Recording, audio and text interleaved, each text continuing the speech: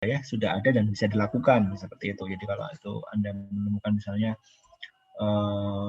source-nya gitu ya, source-nya untuk melakukan apa misalnya pendeteksian wajah gitu ya, Anda bisa melakukannya dengan apa yang sudah ada dulu. Dari sana Anda berangkat, kemudian Anda lakukan dan kembangkan sesuai dengan kebutuhan, dan nantinya itu akan menjadi sesuatu yang baru, maka itu akan bisa menjadi milik Anda ya. Jadi kalau misalnya masih sebagian besar itu adalah untuk riset, maka kebanyakan hak ciptanya adalah yang bisa digunakan orang lain seperti itu. Jadi kalau belum dalam ranah komersil, kita bisa gunakan dalam hal ya tergantung dengan ininya lah, copyright-nya seperti itu. Berikutnya analisis sintaksis ya. Sekarang setelah kita memahami bagaimana sebuah teks dapat dipecah menjadi kalimat, dari kalimat menjadi kata-kata ya, menggunakan konsep token, tantangan selanjutnya adalah memastikan bahwa teks yang diproses mengikuti aturan tata bahasa ya.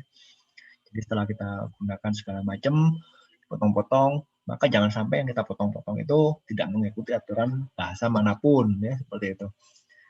Ya, manusia ini memang secara tidak disadari ya sudah mengikuti aturan ya. Kita hidup misalnya di Indonesia, ya secara tidak sadar kita sudah mengikuti aturan berbahasa Indonesia. Itu sebuah aturan juga, gimana caranya kita berhubungan dengan orang lain menggunakan peraturan yang dinamakan dengan bahasa Indonesia, yaitu juga salah satu bentuk kepatuhan kita pada peraturan. Kalau kita nggak patuh pada peraturan bahasa Indonesia, kita ya nggak bisa komunikasi dengan yang lain, maka orang lain nggak akan mengerti seperti itu, secara sadar maupun tidak sadar ya. Sama dengan ketika kita menulis, kalau kita menulis dengan menggunakan peraturan yang tidak dimengerti, ya orang lain ya akan mengerti. Sama kayak ketika anak kecil baru lahir atau umur berapa ya, mulai bicara itu umur 3 tahun. 3 tahun kan belum mengerti begitu fasih ya peraturannya, bahkan kata pun nggak terlalu jelas, ya orang lain akan sangat kesulitan gitu ya. Kayak anak saya kalau ngomong ya ayah masih bisa sudah dimengerti lah, ya ayah gitu masih bisa dimengerti lah. Ngomong mama, mama masih bisa jelas. Tapi begitu ngomong tante belum bisa, tante ngomongnya ang-ang, kita nggak ngerti apa ang-ang. Oh, tante itu ang-ang. Ya seperti itu. Jadi memang konsep-konsep bahwa kita memahami peraturan, mengikuti peraturan itu sangat secara sadar tidak sadar kita sebenarnya sudah ngikutin ya. Sama seperti juga matematis gitu kan, ada aturannya bahwa untuk penjumlahan perkalian ya hasilnya demikian gitu. Kalau kita nggak ikuti ya kita dimarahin orang gitu kan ya. Kalau uangnya 10.000 digunakan 5.000, ya harusnya kembalinya ya 5.000. Kalau kita nggak tahu peraturannya gimana caranya untuk pengurangan, ya kita akan salah dalam bertransaksi kan seperti itu. Nah, sama dengan di sini bahasa. Jadi setelah kita lakukan banyak preprocessing di sana, setelah kita tokenisasi, kita stemming, kemudian kita kembalikan lagi ke bentuknya, ke bentuk sintaksnya ya. Analisis sintaksnya kita kembalikan dalam peraturan-peraturan seperti apa. Harus mengikuti peraturan atau grammar bahasa tertentu. Kalau itu bahasa Inggris ya bahasa Inggris, kalau itu bahasa Indonesia ya bahasa Indonesia, Arab ya Arab, demikian ya. Jangan sampai ini tidak ikut yang manapun. Analisis sintaksis adalah proses yang memastikan bahwa aturan bahasa diikuti. Ya. Sebagai contoh, perhatikan kalimat Mary Jo wrote Dear Drive. Oh, kok susah ya namanya. Mary Jo wrote Dear Drive. Mary Jo wrote Dear Drive. Ya. Ini contohnya agak susah dimengerti. Token dan titik akan menunjukkan kalimat lengkap, tetapi tidak menyampaikan makna apapun ya. Jadi kalau kita sebagai manusia, paling tidak kita tuh sudah punya kosakata yang cukup besar. Dan ketika digabungkan kita sudah mengetahui ini posisinya sebagai apa. Tata bahasa dijelaskan sebagai seperangkat aturan. Nah, tadi saya bilang tata bahasa seperangkat aturan.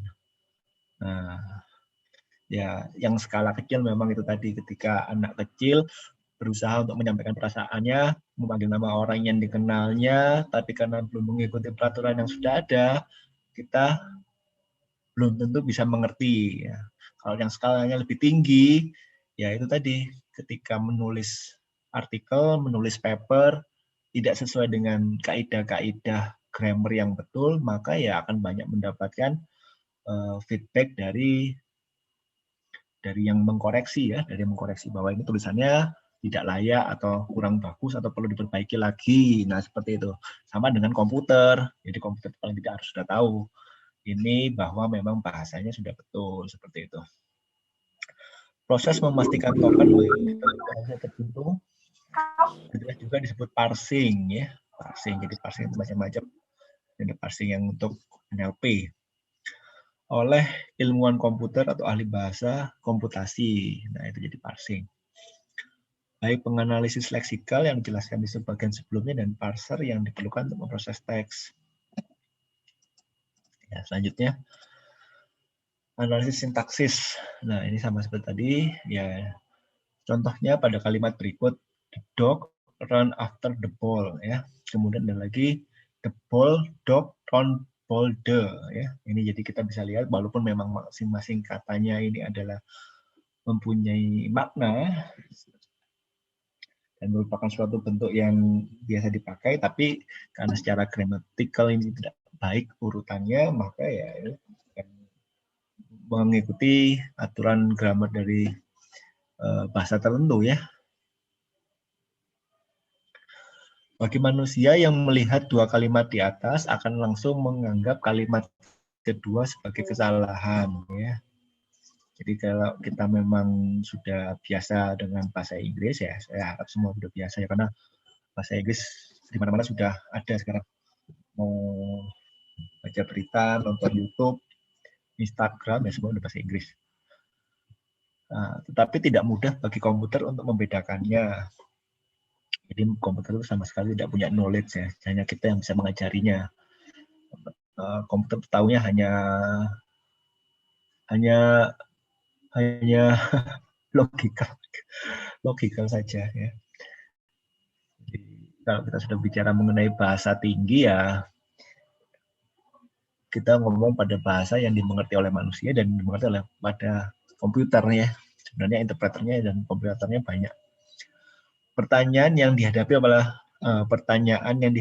para ilmuwan komputer dan ahli bahasa komputasi secara tradisional adalah apakah bahasa alami dapat dipresentasikan oleh tata bahasa matematika, juga disebut sebagai bahasa formal. Tata bahasa yang secara tradisional menjadi subjek peneliti yang paling baik adalah dijelaskan oleh hierarki Chomsky. Nah, itu tadi gimana caranya kita bisa merepresentasikan ya kata-kata tadi itu menjadi bentuk-bentuk yang dianggap normal atau secara gramatikal benar ya. Gimana caranya tata bahasa matematikanya nanti ada. Sorry.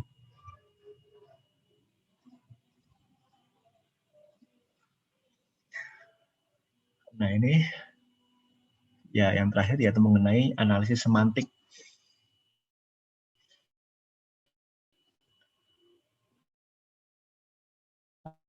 Analisis semantik. Jadi kalau Anda ingin mengerti tulisan, ada 4 hal tadi yang harus dilakukan ya. Ini secara konvensional. Yang terakhir ini adalah analisis semantik. Kita akan membahas analisis semantik. Kita perlu memproses teks di mana kita memecah teks menjadi kata-kata dan kalimat. Selanjutnya kami melakukan analisis leksikal, di mana kami melakukannya pengelompokan berbagai kata yang memiliki token dasar yang sama disebut lema bersama-sama atau together. Lem. Ini bahasa yang benarnya gimana ya? Lem ya. Penguraian sintaksis memungkinkan kita untuk memastikan bahwa teks mengikuti struktur bahasa dan karenanya dapat menjadi bagian dari bahasa tertentu. Juga ingat bahwa sebagian besar bahasa dapat diproses dengan pendekatan ini, sementara beberapa bahasa seperti Cina, Thailand, dan lain-lain menghadapi kesulitan dalam proses organisasi dan lematisasi. Ya. Bahasa Jepang tulisan kanjinya itu kadang-kadang nyambung semua, moto-motonya sulit. Nah, analisis semantik ya, ini ada contoh 3 kalimat. Tiga kalimat tersebut dapat diartikan berbeda ya. I'm going down, I'm feeling down, I'm walking down. Nah, tiga kalimat tersebut memang diartikan secara berbeda karena memang kita penggunaan kata-katanya juga menggunakan kata kunci yang berbeda ya. Ada verbnya beda. Selain itu, kalimat pertama dan ketiga dapat berarti bahwa orang tersebut akan turun ke lantai 1. Atau kalimat pertama dapat berarti orang tersebut akan terserang flu. Ada jikanya jika gejala flu dibahas sebelum kalimat ini, atau jika sebelumnya sudah membahas mengenai pembicaraan weather misalnya, kan sekarang ini juga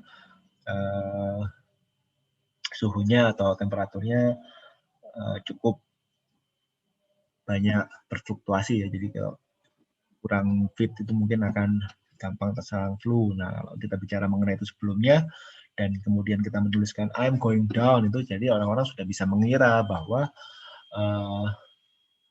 kita tuh akan sakit atau kita tuh akan ambruk misalnya dalam sisi kesehatan gitu ya. Tapi lain halnya dengan jika saya bicara sebelumnya mengenai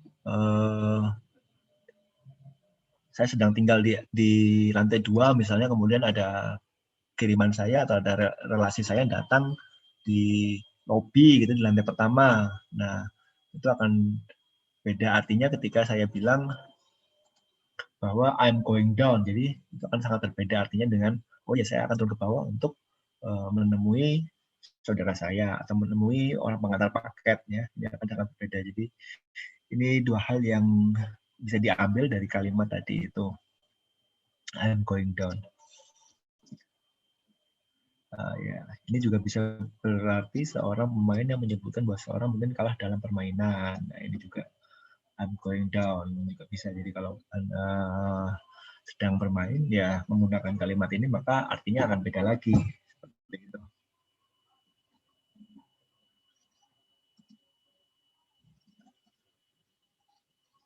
Nah, ringkasnya kita dapat menyimpulkan bahwa ada banyak kemungkinan yang dapat disampaikan dalam setiap kalimat ya. Linguistik dalam abad yang lalu telah melihat banyak teori bermunculan yang telah menjadi dasar untuk karya ilmuwan komputer atau ahli bahasa komputasi ya. Ada 4 contoh teori semantik analisis, ada formal semantics, ada cognitive semantics, ada leksikal, dan ada compositional semantics. Ya, oke. Karena ini merupakan lanjutan yang lalu, sudah selesai presentasinya. Ada satu lagi pertemuan untuk NLP ya. Pada minggu depan, satu kali lagi pertemuan, saya akan memberikan contoh programnya. Kemudian yang AR hari ini siapkan presentasinya masing-masing 2 kelompok dari IF dan dari SI akan saya dengar dan akan saya memberikan komentar.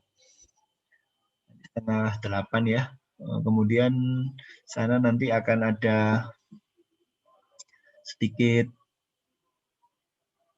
ulasan mengenai skrip yang saya share di sana di LMS. Bagaimana caranya kita bisa mengambil ini posisi dari sesuatu yang kita deteksi ya. Baik, sebelum saya akhiri akan saya ambil dulu videonya untuk absen. Bisa tolong dinyalakan. Ada 19 orang, terima kasih sudah hadir. Iya. Saya print screen dulu ya. Print screen. Baik, 1, 2, 3.